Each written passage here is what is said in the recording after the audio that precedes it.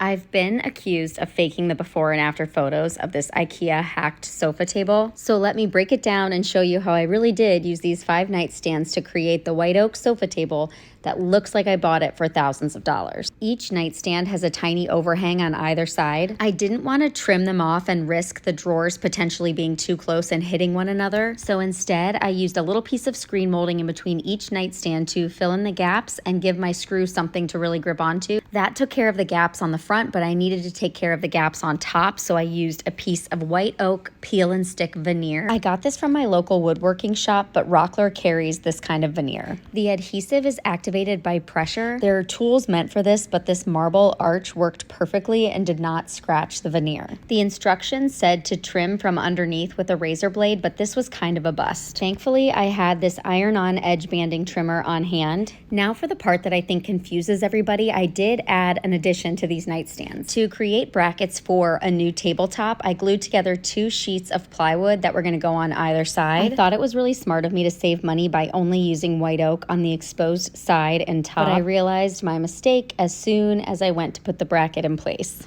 There were more spots exposed than I realized, and I wanted to salvage the white oak that I had used, so I used Bondo to fill in the gap that I had over-routered. Bondo dries so hard you can sand it down like real wood, and I was able to attach the veneer on top of it, and then I covered up the other exposed edge with iron-on edge banding. I was so relieved that fixed the issue. The whole reason I routered that groove was to account for the lip on the side of the nightstand, and it fit over it perfectly. The next step was adding iron-on edge banding to basically the entire front of the piece. It makes it all look like one solid piece of wood instead of a bunch of plywood. The 2-inch strips folded perfectly over the top of the nightstands too. To add the tabletop, the side brackets may have been enough, but just to avoid any sort of sagging in the middle, I added a bracket in the middle as well. I found the perfect wood filler combination to blend in with the white oak. I used this on all the seams. I was very impressed with how well it hid all of them. I then sealed it with multiple layers of polyacrylic. The veneer did bubble in a couple places, which it did say could happen.